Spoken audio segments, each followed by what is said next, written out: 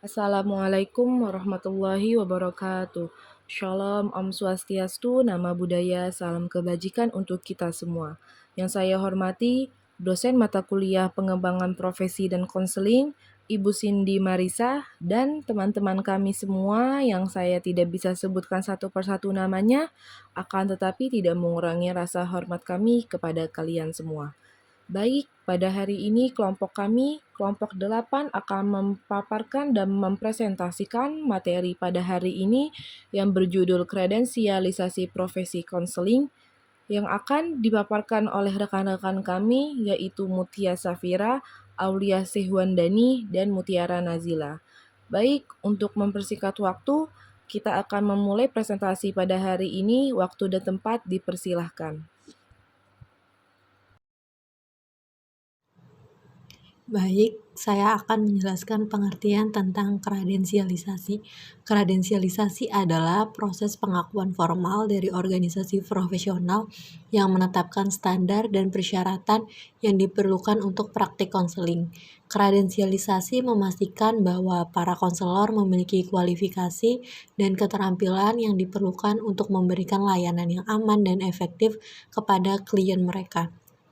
Organisasi profesional konseling seperti American Counseling Association atau ACA dan International Association of Counseling (EIC) memiliki persyaratan yang ketat untuk kredensialisasi. Persyaratan tersebut meliputi pendidikan, pengalaman kerja, dan ujian sertifikasi. Para konselor harus memenuhi standar dan persyaratan tersebut untuk menjadi kredensial. Selanjutnya yaitu jenis kredensialisasi. Yang pertama ada lisense profesional konselor atau LPC. Ini adalah kredensial yang paling umum untuk konselor di Amerika Serikat. LPC menunjukkan bahwa seseorang telah memenuhi standar dan persyaratan yang ditetapkan oleh negara bagian untuk menjadi konselor. Yang kedua ada National Certificate Counselor atau NCC. Kredensial ini diberikan oleh National Board for Certificate Counselor atau NBCC. Para konselor harus lulus ujian dan memenuhi persyaratan pendidikan dan pengalaman kerja untuk mendapatkan kredensial NCC. Yang ketiga ada Sertifikat Klinik Mental Health Counselor atau CCMHC.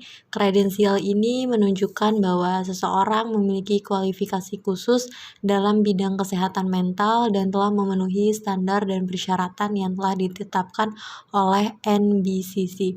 Yang keempat ada Sertifikat Rehabilitation Counselor atau CRC. Kredensial ini menunjukkan bahwa seseorang memiliki kualifikasi khusus dalam bidang rehabilitasi dan telah memenuhi standar dan persyaratan yang ditetapkan oleh Communication on Rehabilitation Counselor Certification (CRCC). Selanjutnya ada arahan dan sasaran. Yang pertama, pendidikan. Kredensialisasi memerlukan pendidikan yang memadai di bidang konseling. Konselor harus memiliki gelar sarjana atau lebih tinggi dalam konseling atau bidang terkait. Yang kedua, pengalaman kerja. Kredensialisasi juga memerlukan pengalaman kerja yang memadai. Konselor harus memiliki pengalaman praktis di bidang konseling yang relevan dengan kredensial yang mereka inginkan. Yang ketiga, pelatihan. Kredensialisasi memerlukan pelatihan tambahan dalam bidang konseling. Konselor harus menyelesaikan pelatihan yang diperlukan untuk mendapatkan kredensial yang mereka inginkan.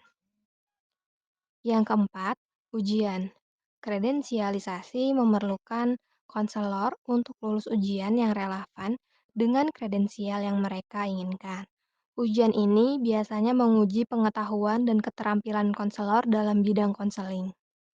Yang terakhir, yang kelima, ada etika profesional. Kredensialisasi memerlukan konselor untuk mematuhi etika profesional yang diterapkan oleh organisasi profesional konseling. Konselor harus memahami dan mengikuti kode etik yang relevan dengan praktik konseling. Lalu ada masa berlaku kredensialisasi profesi konseling. Sasaran dari kredensialisasi profesi konseling adalah untuk memastikan bahwa konselor memiliki kualifikasi dan keterampilan yang memadai untuk memberikan layanan konseling yang berkualitas tinggi. Dengan kredensialisasi, para konselor dapat memperoleh pengakuan formal dari organisasi profesional konseling yang mengatur standar dan persyaratan yang diperlukan untuk praktik konseling yang efektif dan aman. Maka dari itu, untuk meningkatkan kredibilitas dan kepercayaan masyarakat terhadap praktik konseling, serta menjaga standar profesional di dalam profesi konseling.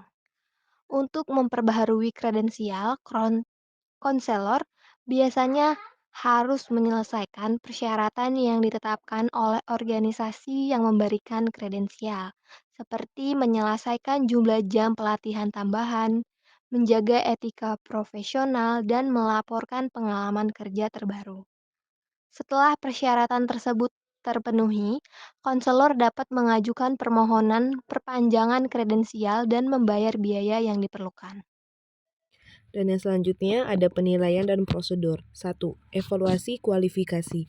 Konselor harus mengajukan bukti kualifikasi akademik dan pengalaman kerja yang relevan dengan bidang konseling. Dan yang kedua ada pelatihan tambahan. Konselor biasanya harus menyelesaikan pelatihan tambahan dalam bidang konseling yang relevan dengan kredensial yang mereka inginkan. Pelatihan ini dapat berupa kursus online, pelatihan berbasis kelas, atau pengalaman kerja praktis di bawah supervisi. Yang ketiga, ujian. Konselor biasanya diharuskan untuk mengikuti ujian untuk memperoleh kredensial. Ujian ini menguji pengetahuan dan keterampilan konselor dalam bidang konseling yang relevan dengan kredensial yang mereka inginkan. Dan yang keempat, ada evaluasi etika profesional. Konselor harus mematuhi kode etik profesional yang ditetapkan oleh organisasi konseling. Organisasi kredensial akan mengevaluasi catatan etika konselor untuk memastikan bahwa mereka mematuhi standar etika dan perilaku profesional. Dan yang selanjutnya ada otoritas. Otoritas kredensialisasi profesi konseling dapat bervariasi tergantung pada negara atau wilayah tempat kredensial tersebut dikeluarkan. Di beberapa negara, otoritas kredensialisasi mungkin diberikan oleh badan pemerintah atau regulator resmi, sementara di negara lain kredensial mungkin diberikan oleh badan swasta atau asosiasi profesional. Demikian beberapa hal yang bisa kami sampaikan pada kesempatan hari ini. Kami mohon maaf yang sebesar-besarnya apabila ada tutur kata yang kurang berkenan bagi teman-teman kami semua. Dengan ini, presentasi hari ini saya tutup. Terima kasih atas partisipasinya untuk mendengarkan presentasi kami pada hari ini. Kurang lebihnya mohon maaf. Wassalamualaikum warahmatullahi wabarakatuh.